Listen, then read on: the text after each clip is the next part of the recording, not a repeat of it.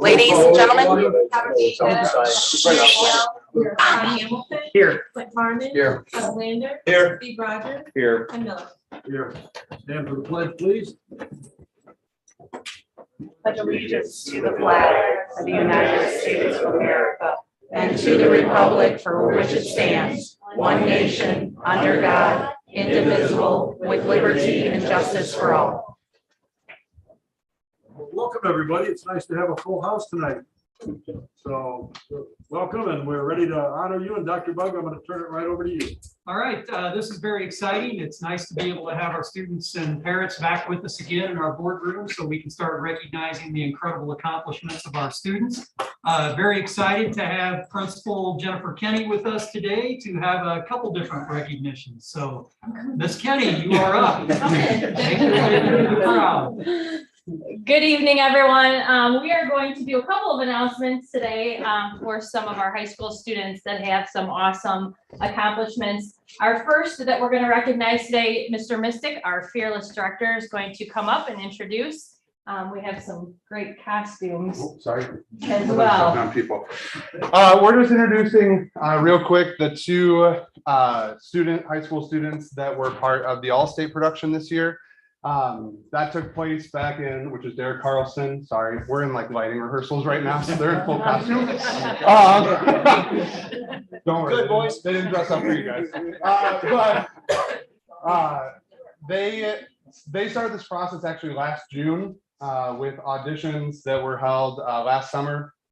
There was hopes, obviously, that we could have a full all-state festival. If you're unaware, Illinois is one of the few states in the country that has a high school theater festival, and they're the largest theater festival in the entire nation. And so these guys auditioned back in June amongst several hundred students from across the state. Derek was cast in the show as Max, who was the owner of the club. The show is Cabaret. So he was one of 28 cast members from across the state. And then Colin Dames was actually part of the orchestra, which I think was 18, something around 16. Okay, so he was the trombone player in the orchestra. The first time, to my knowledge, that we've had an orchestra student in the all-state production. So unfortunately, in January, they had to cancel the festival, which is usually 4,000 to 5,000 high school kids from across the state. So there was a little bit of limbo there for about a week and a half where their show was canceled. And luckily Bolingbrook High School stepped up and decided to house the production. So they were able to put it up for 3 days in early January and did their production there at Bolingbrook High School. And then there was obviously no festival, but the all-state production, like I said, huge accolade. They're amongst, I think the whole company with crew and stuff was somewhere around 60 students. So to have two, represented in that group is a huge accomplishment for them. I have the honor next year of actually designing costumes for the all-state production. So I've been able to talk with some of the directors and stuff, being part of the team now, and they just had the highest compliments of both of these students of how hardworking they were, willing to jump in to help with crew and tech and all of the other stuff that takes place throughout the production. So nothing but compliments for them. Very proud of them for our program. So yeah, thank you for recognizing us today, and that's Derek and Colin.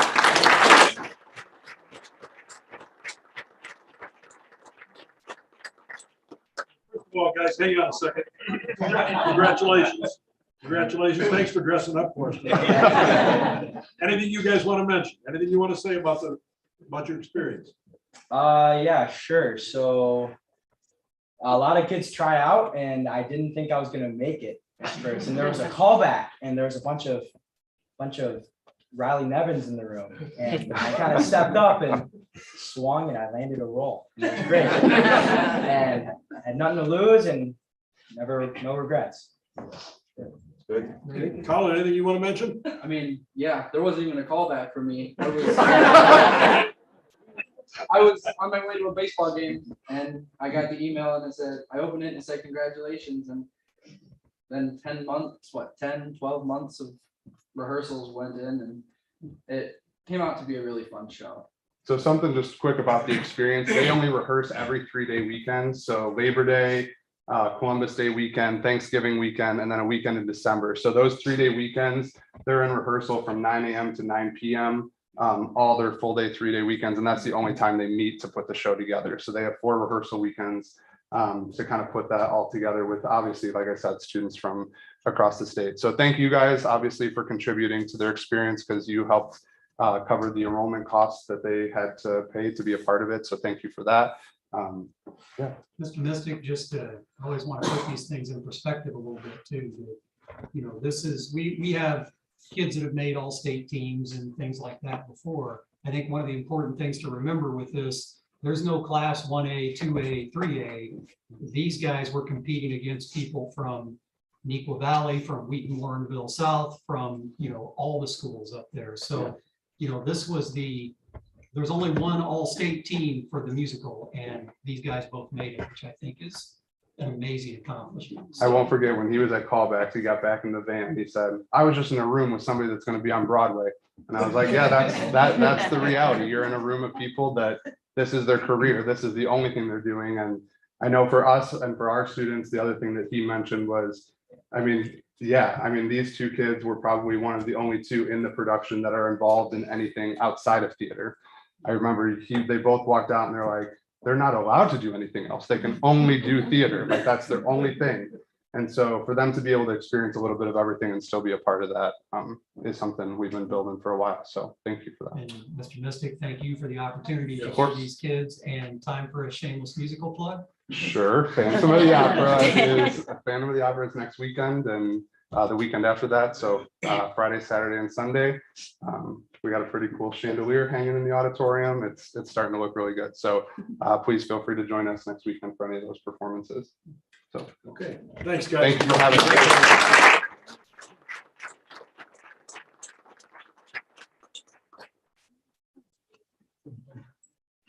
I was at that production and it was amazing. And one thing I want to point out is they had, their pit was not actually in the pit. It was in a completely separate room. So they had a screen in the pit. And so the students that were on stage were dancing while the orchestra played in a completely different room. So to time that out and do that in that many short practices is nothing short of an accomplishment. So we're extremely proud of them for that and making that amazing performance. A second group that we're going to recognize today are Illinois State Scholars. Our Illinois State Scholars are quite an accomplished group of students. They are students that are seniors this year.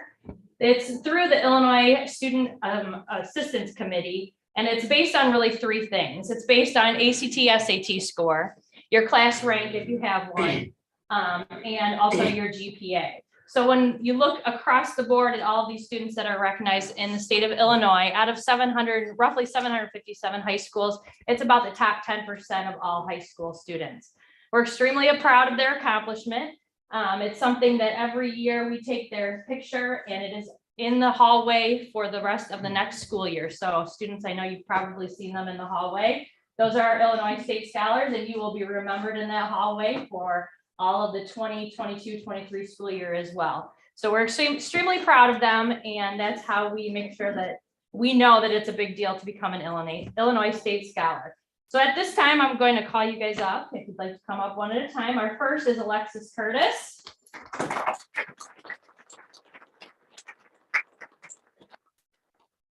Riley Daler.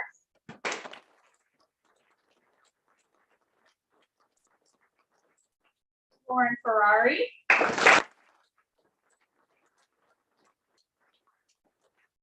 Elijah Fritz.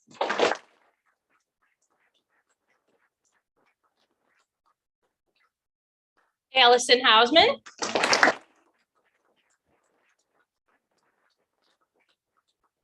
Shayna Kelly.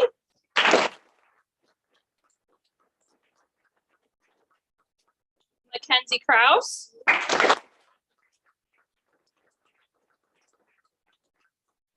Shayla O'Keefe.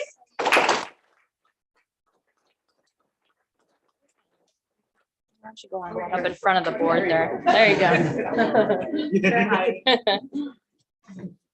Alma Rapon.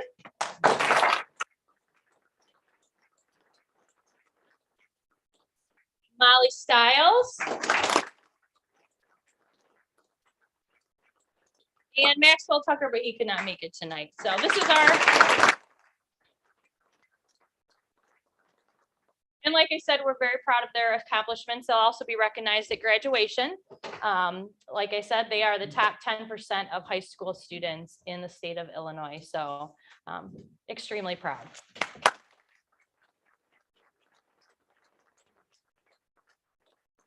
Congratulations, kids. We're glad that we could honor you tonight. Anybody want to say anything? If you don't want to, I understand. But if you want to say anything, you certainly can. Students, congratulations on your honor. We're very, very proud of you. And parents, congratulations to you as well for raising amazing kids. We couldn't do what we do without the support of our parents. Hopefully all of you go home and thank your parents for these. So, well done. Very proud of you. Congratulations, kids. Thank And you will all have certificates and letters that will be coming in. You'll have some in the mail, but we'll also be presenting them to you as well. So congratulations again. You don't have, you don't have to stay if you don't want to. You can go if you want to.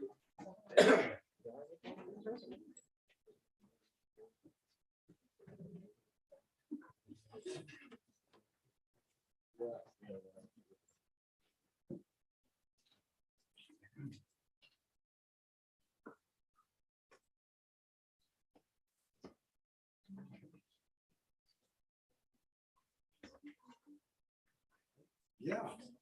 All right. One of the things that we are very, very proud of in our school district has been our long relationship with our local veterans organizations. That relationship has been fostered over many years, and they provide amazing educational experiences for our kids. They support our students. We're very, very proud of that. So with that, I'm going to introduce Principal Travis Johnson because we have some special presentations tonight. Yep, I'm here tonight to introduce Mr. Hitchcock, who's going to introduce the VFW gentleman. And part of the program is a Patriot Spin program. I believe we've probably been doing it 5-6 years now. Yeah. It's been a great program, allows kids to kind of give some civic duty back to what we expect of them as students, as citizens, and as a people of our country. So I'm going to introduce Mr. Hitchcock. He's going to talk to you a little bit more about the program, and then we'll have the presentation to the students. So. All right, thank you. All right, every year, as Mr. Johnson just said, the VFW, the local VFW here, they provide us some opportunity, afford the students, middle school students, a chance to express their patriotism and various patriotic writing prompts. And it's a great sense of community that you guys provide and patriotism as well. And just want to introduce, they got better words to say than me, is Hop and Bamba from the VFW.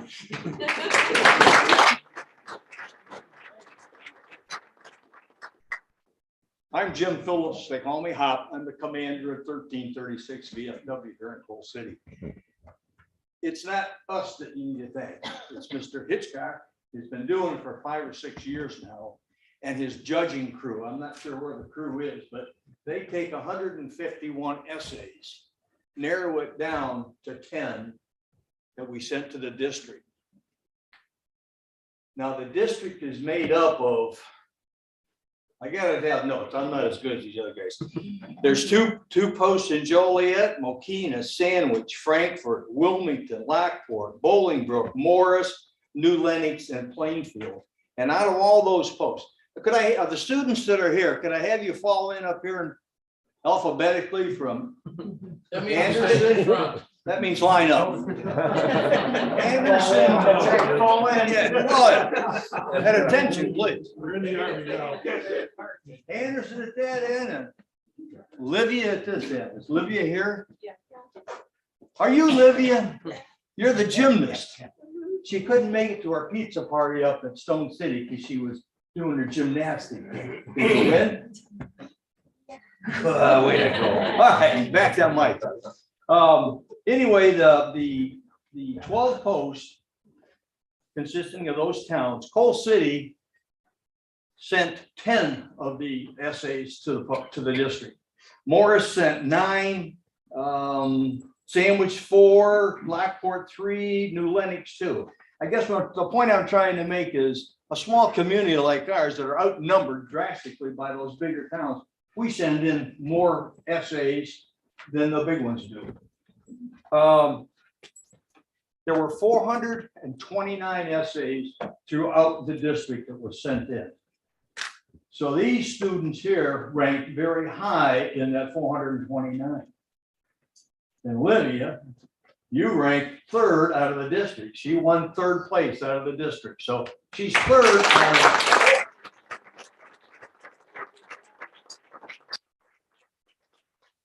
I'm going to have Mr. Hitchcock present the awards to the kids. We've got a certificate, we've got a little battery pack, and they start on the bottom left here, Jim. Bottom left, this Yeah, left. Anderson, that should be Anderson there. You wanna give him a hand, one of you guys? Sure. Yeah, the next one ready? Because I can tell, my neighbor Ken's getting nervous. He wants to get the heck out of here. We're good. Just all the time. They're alphabetically this way, so that way you can take you, yeah, just alphabetically that way. Yeah, when we first came, This one, this one. we get the assignment from them and they have to put 300-400 words on a paper and they're like, that's such daunting task. We can't do it with it. And within a week, they're coming on their own time. They're doing this. Within a week, they come back. We need more pages to do, more words. And they're limited to express their opinion. And you guys did a fabulous job, very impressive. A couple of you guys made me tear up. And I'm gonna take your picture for you. Here's Izzy Anderson. Good job.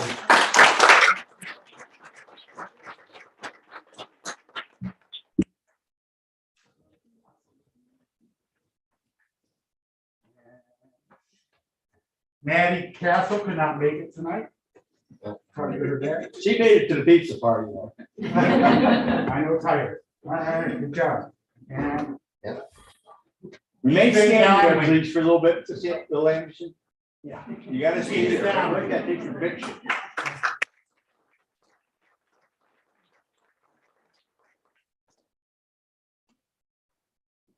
I cried on this one. Emmett Easton.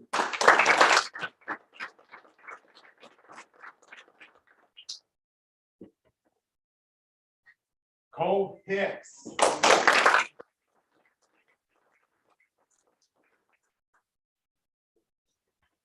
Kylie Lowe.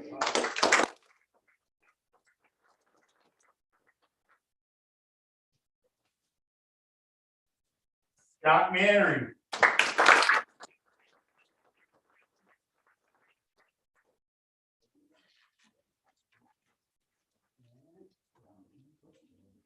Cooper Ciata.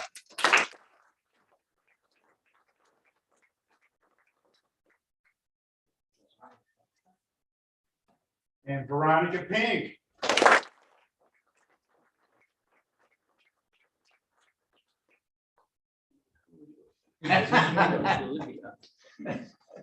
And the salsa girl, Olivia Saltberger.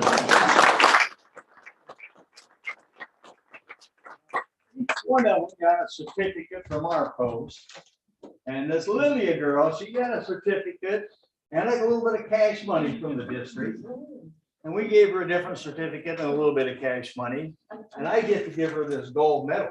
Well, it's actually bronze. I wish it was gold, but. And it says on the back, Lydia M. Salzberger, 2021, 2022, 3rd place out of 429 essays.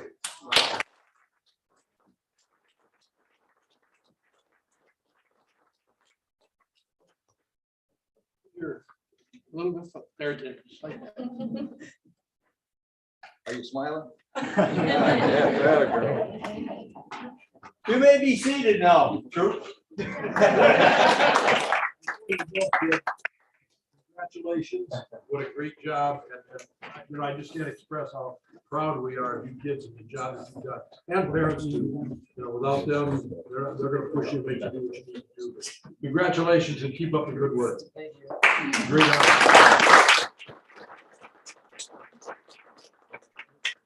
Well, I want to thank the school board for allowing us to come to these awards. Actually, I should I should thank Miss Gagliardo. She's the one who put us on the schedule. Anyway, we appreciate it. I didn't realize there was gonna be so much. But it's just another example of how proud us in the community are for the school, for the education system we have here. We have performers, we have all state students. We have these kids here that participate in patriotism. And it's just, it can't be a small school for the community support that we get, the VFW gets every year with our buddy poppies and anything we do. We've always been welcome into schools and we appreciate that. Kind of bummed out last couple of years, we haven't been able to get in there and do stuff, but we understand that's the policy, that's the way it goes. So thank you very much for your time and proud, parents be very proud of those kids. Thank you.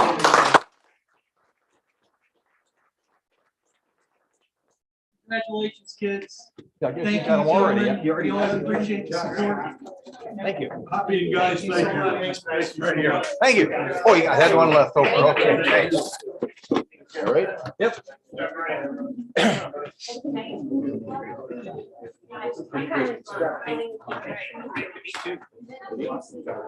Yeah.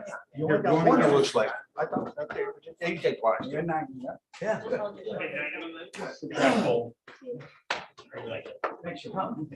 filing out. We've got a thank you note from Derek Carlson. Oh, Jim. Please thank you. Good to see you. Thank you for supporting me in the all-state production of the musical cabaret. I also appreciate Thank you. the financial support. My family. and Yeah, I'll tell you what, that's all what those Nice note. Okay, moving on then. Are there any communications from the floor regarding agenda items or anything adjourned? Hearing none then, let's turn to the consent agenda. Are there any items the board would like to have removed from the consent agenda? All right, thank you, gentlemen. Hearing none, then I would entertain a first and second motion to approve the consent agenda, including the minutes and closed session minutes from the regular meeting of February 2nd, board study session of the whole, February 23rd, January activity funds reports, January treasurer's report, February monthly manual checks report, February payrolls, March accounts payable, personnel items, including the approval of resignations, employments, employee transfers, leave requests, retirement requests, honorable dismissals, support staff reduction in force, new job descriptions, administrative contract addendum, and to approve the following building usage requests as listed. John so moves and Quint seconds. Roll call, please, Luana. Sean Hamilton. Yes. Clint Harmon. Yes. Robert Bianchetta. Yes. Mary Gill. Yes. Chuck Landon. Yes. Steve Rogers. Yes. Tim Miller. Yes. Any questions about any of the administrative reports? Okay, then hearing none. Luke, anything you want to add to your report? Nothing to add, but happy to answer any questions about it. Any questions of Luke on the special population report? Tammy, any questions about curriculum? Okay, Dr. Bud, we're up to you. I don't have anything to add except for some dates to remember. We already talked about the high school musical coming up, and we also have NHS inductions coming up on March the 22nd, which is always an important date for some of our students. So I just wanted to highlight a couple of those things for the board. Okay, any questions of Dr. Bud? Chuck, anything you want to add to the GABC report? I just want to add one thing. You might notice on number one, the early enrollment projections for GABC show 860 students registering for GABC courses. That's the largest enrollment in the history of the center. Mr. Coates is currently working on some staffing solutions because we have some staffing issues in programs such as Health Ops and building trades. But of those 860 students, 170 of them are Coal City students. And, you know, people always wonder, why do we have to coordinate calendars with GABC and things like that? Because we have a lot of kids that go to GABC and need those hours in front of the classroom. So they continue to do a great job offering programs for our students, and I'm excited to see the numbers continue to go up. That's amazing. I go back to when they first started that, and wow, how that has grown, and it's just become so good for our kids. it's just a great education for them. Okay, any questions about the athletic director's report? Okay, again, any communications from the floor in regard to agenda items or anything in general? And hearing none, then let's move on to old business. Okay, Dr. Bud, you got to read all the policies, huh? Yeah, Bob and Steve and I got through them all, so 316 pages of them. Congratulations, gentlemen. The biggest policy revision that we've ever had since I've been here, so. We appreciate it. Thank you so much for your time. So with that said, then I'll entertain a first and second motion to approve the revised district policies as presented. Bob so moves and Sean seconds. Roll call, please, Luanda. Robert Bianca. Yes. Sean Hamilton. Yes. Mary Gill. Yes. Scott Harmon. Yes. Chuck Leland. Yes. Steve Rogers. Yes. And Mike. Yes. Want to talk a little bit about Exelon? Yeah, I just want to, make sure that the board and anybody listening in the public knows that we have reached a point with Exelon where we believe we have a tentative long-term agreement. I'm not able to give the terms of the long-term agreement yet because it hasn't been formalized and it's not through the court system yet. So it is actually in the hands of the attorneys for the taxing districts and the attorney for Exelon, which is now known as Constellation. But we are very pleased with how the process went. Had wonderful collaboration with the taxing districts. This is the fastest we've ever gotten to a tentative agreement. So we're looking forward to the Constellation attorneys finalizing that so that we can get the agreement finalized and make it public. But I think there's some comfort in at least knowing we have a tentative agreement for a long-term deal. Anybody have any questions? Anybody on the board have any questions? Okay, well, thank you for your participation in that, Dr. Bog, along with the other taxing bodies, but you lead the way, and without you, they're not going to get together like we do. So thank you for all that. You can't just to get it out there in the public, one of your personal goals is to try to get this done before you retire. I know you feel we got a tentative agreement. You think you're going to still hit that benchmark. We're going to have this thing wrapped up and potentially approved before you hit the skids, if you will. Absolutely. Okay, very good. Absolutely. It'll be done. Okay, then I will entertain a first and second motion to approve the amended return to school plan as presented. That among other changes maintains the current school district policy that masks are highly recommended and optional if supported by local health data. Bob so moves and Chuck seconds. Anything you want to say about that? Yeah, I do. I just want to review a few items for the board and for anyone listening at home. Just to review a little bit about where we've been. So as usual, this past Friday afternoon, late afternoon, we got a variety of news dumps from the political side of things, which tends to be the case for us. We tend to get this information late on a Friday afternoon, and then we scramble to try to get things ready to go for Monday. But just to review, and this was since our study session last Wednesday, Friday afternoon, we received notice that the Illinois Supreme Court ruled that they refused to take up the state's appeal of Judge Grishow's circuit court ruling, rendering the governor's COVID mitigation mandates null and void. The reason that they did that is because JCAR had met the day before that and had said that there was they did not approve the governor reinstating the executive orders. And so because of that, the Supreme Court ruled that there was no active executive order, so there was nothing for them to rule on. So also on Friday afternoon, the CDC issued updated guidance recommending mask optional status in all schools and on school transportation. Immediately following that CDC, this all happened on Friday within about a 2-hour window. Immediately following that CDC guidance change, the governor issued a statement that the state would follow CDC guidance, and effective on Monday, February 28th, masks would officially be optional in all pre-K through 12 settings. Even though school districts across the state were pretty much in agreement that the February 4th ruling made masks optional, this made it even more official that it started on the 28th. So a lot of things happened on Friday that really reinforced the position that our district had already taken. Our board has always followed state guidance, as the health and safety of our students and staff continues to be our top priority. So as a result, the board requested that I present an amended return to school plan that allows us to follow local health data as we always did pre-COVID, take necessary actions to protect everyone's health and safety. As I've said before, we've done this so long, people forget that we actually did have policies and procedures in place for health and safety prior to COVID, that if a student had a fever, we sent them home. If a student was throwing up, we sent them home. And we've done that for a long time. That's not a change, and we will continue doing that. So and also if a student tests COVID positive, those students will be home for 5 days and then be allowed to come back. So the amended return to school plan up for your consideration tonight follows CDC and IDPH guidance by maintaining our mask recommended but optional status. The plan also provides local health data thresholds that would trigger other potential mitigations if the administration and board deem those necessary to protect the health and safety of our students and staff. Once again, the board's always had the authority to do that. And so this plan would allow that again. All decisions of any additional mitigation strategies would be made with input from the Grundy County Health Department. And like I said, has traditionally been the case with health and safety decisions, this gets us back to local control.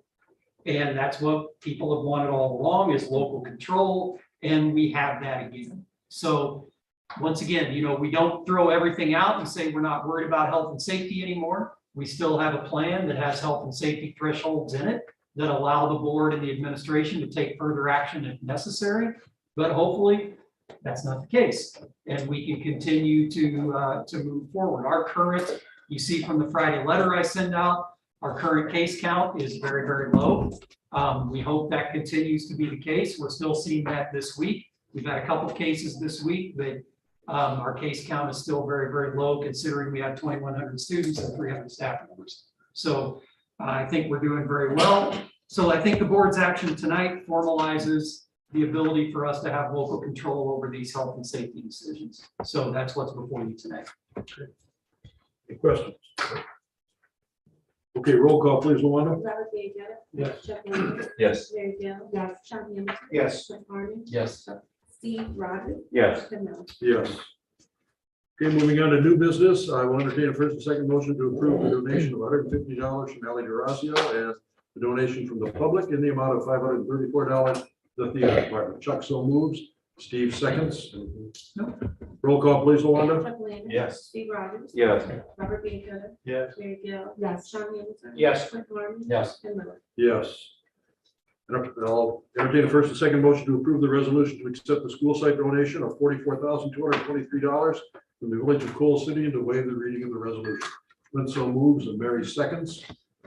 Anything? Nope. Okay, roll call, please, Luana. Mike Harmon. Yes. Mary Gill. Yes. Robert Bianca. Yes. Sean Hamilton. Yes. Chuck Williams. Yes. Steve Rogers. Yes. Ken Miller. Yes.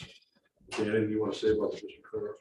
Yeah, just wanted to let the board know, we've always been done very well on our financial designation score from the state. There's 4 different categories that we get measured in, and they put those together and give us an overall score. For quite a few years, in fact, ever since we passed the referendum, we've been at a 3.75 because of our debt ratio, and we now have enough of that debt paid down that we're back to a perfect score. So I think a lot of kudos to the board for positioning us this way, a lot of long-range planning, because a lot of this also depends on what you have in reserves and the ability to deal with emergencies, and the board's done an excellent job of that as well. So once again, I think it's very, very good for the district for us to be at that perfect score again. Well, thank you for help with that, and Sean and Quinn, thank you for your service with the financial part of it. Okay. I will entertain the first and second motion then to approve the library media grant from the Secretary of State in the amount of $1,671.77. Bob so moves and Chuck seconds. Anything you want to say about that? All right, roll call, please, Luana. Robert Bianca. Yes. Chuck Williams. Yes. Mary Gill. Yes. Sean Hamilton. Yes. Mike Harmon. Yes. Steve Rogers. Yes. Ken Miller. Yes. Thought it was interesting. There's 77 cents in there. Right, the shortest. That's right. We must make sure we get everything. Okay, I'll entertain a first and second motion then to approve the ARP PSSER 3 plan as presented. Sean so moves and Chuck seconds. So, yeah, I'm gonna turn this over to Jason and Tammy right now to talk a little bit about the ESSER 3.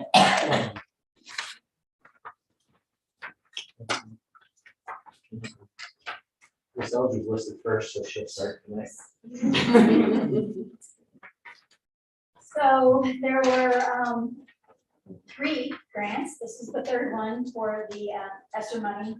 The big items that we addressed obviously was keeping students safe, especially in these first 2. This 3rd one though was it is mandatory that we spend a certain amount of monies on learning loss. So the first bullet is kind of our approach for the academic areas that we were targeting. And we talked about this a little bit last year. Remember, we reimagined summer school last year. We paid to transport the students in. We kept them for the day. We fed them and really offered a very expanded summer school to re-engage students that had been at home during the pandemic and hadn't been in our buildings. So that is listed. We also realized during the pandemic, as we were trying to teach via screen to our students at home, that some of our resources weren't quite up to snuff. And so you'll see we purchased ELA materials for our grades K through 12. It's K through 8 here in the grant. The lowest levels, that is K through 2, teach the science, or were built on the science of reading, which is a very different concept for those of us that have been teaching for a very long time. We weren't taught that way. The new teachers coming out teach with the science of reading, which is the way the brain develops and acquires language. So all new resources there, and obviously that's a very expensive endeavor. So we put that into the grant as well. Social emotional has been something that's been on our radar. It's something we've been talking about in LLT, from our community groups, from our parents, our administrators and teachers, all knew that we needed to address social emotional. We brought in a speaker in January to help us deal with behaviors and those types of things we're seeing in the classrooms, and providing us with some tools in the classrooms to deal with that. We've been spending every early dismissal kind of digging into the social and emotional curriculum that we wrote a couple of years ago, but having each and every one of our teachers in the district spending time with the social emotional curriculum standards in every subject area, and kind of analyzing whether they're teaching those things and how they can be teaching those things and where we have gaps. So we've been doing that at every early dismissal, so that's in there as well. So those are the 2 big areas that we were working on in the grant. The grant obviously is approved. We're going to bring this to you first, and we'll need to post it out onto the website and go from there. That's what we see for those areas. Right, and then obviously the final part of the grant deals with air quality, which has been a component of all the ESSER grants to date. And so obviously we have a large project that we put out to bid and awarded for the Early Childhood Center. And then the previous summer, we did HVAC units at several of our other campuses. And so we'll be able to put a majority of those costs in this grant as well, to help fund those. Just for everybody's edification or reminder, the grant window here goes all the way back to March of 2020. And so any expenses that we've incurred since 2020, we can roll into this grant. And the grant doesn't expire until September of 2024. So there's even room in the future should we have more issues related to the pandemic, learning loss in particular, and the social emotional impact that are still going on right now, but that we could also see next year as we come back to a more normal environment. So as Tammy said, this grant is a little bit different because it does require some of the rules are different. One of them is for us to present this plan to the Board of Education, so that when we apply for the grant, we said, we talked to you, we got a nod from everyone, and then we're able to move forward with that. So with that, we'd entertain any questions that the board would have. Just appreciate Tammy and Jason. Thank you for your work on this. Appreciate it. This is going to be big. Yeah, Any questions? just a quick compliment, first of all, to all administration, because I've seen articles around the state where some districts were trying to use the ESSER money for capital projects that don't have to deal with safety, random examples, turfing fields and those types of things. So I just want to compliment you for not bringing those types of ideas forward. We actually brought capital ideas that are relatable to safety and those kind of things. And then a question, Tammy, for you, because you brought this, we've talked about this a little bit past couple of years, and that's we'll call it the group of students that were not engaged during at-home learning, saying differently, chose to do nothing, right? And then they're behind, and now they're looking to us for all this extra resource. When you talk about in your summary here under academic, promoting engagement and struggling students, are those the types of students that you're trying to capture? I'll leave it, I'll see what your answer is first, I guess. So this is really looking backwards. That was what we did last summer because those students hadn't been engaged last summer. Right. So we have standardized testing coming up, the windows opening, next week? Is that when our windows opening? So we'll now know. We need to wait for the standardized testing to come up and find out. So when you say you'll now, those students that made a choice to not be engaged last year, you'll now have the data with standardized testing to see if the interventions and whatever that you guys did this year has benefited or not, correct? Correct. Okay. All right, thank you. Any other questions? Okay, roll call, please, Luana. Sean Hamilton. Yes. Chuck Landon. Yes. Robert Bainbrook. Yes. Mary Gill. Yes. Clint Harmon. Yes. Steve Rogers. Yes. Ken Miller. Yes.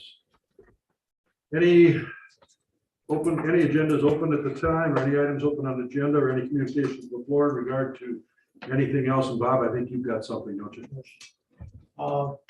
Originally, we were scheduled to have the Three Rivers Governing Board meeting here on June 9th, or on June 6th, I'm sorry. And they run an issue and they're trying to move it to June 9th. So this time Spencer's going through and now verifying whether or not we'll be able to even handle it. Right now, I think he believes we can. Okay. So just so our board is aware of what's going on. Okay, thanks. Thank you. So that's coming up June 9th. And it's gonna be here, you said? Yes. It'll be in the district. This month. Right, okay. We're working on hoping on high school. Yeah, we're gonna double check some schedules to make sure buildings are available, and hopefully we'll know that. Because part of the, appreciate Bob getting us in the loop on this, but part of this is you're able to show off your school district and your facilities and, things. Sometimes they have students participate in various ways. So it's an opportunity for us to show off to everyone what we do here. So appreciate Bob giving us that opportunity. Yeah, thank you. As far as I go, that was back also when both of us were on the board, so it's not just that time.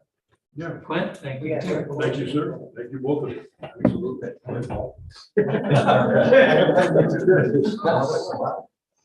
So at 6:43, they'll entertain a first and second motion to go into closed session for the purpose of considering information regarding the appointment, employment, compensation, student discipline, performance, dismissal of employees, and collective bargaining matters. Chuck so moves and Quint seconds. Roll call, please, Luana. Chuck Landon. Yes. Chuck Harmon. Yes. Robert Bainbrook. Yes. Mary Gill. Yes. Sean Hamilton. Yes. Steve Rogers. Yes. Ken Miller. Yes.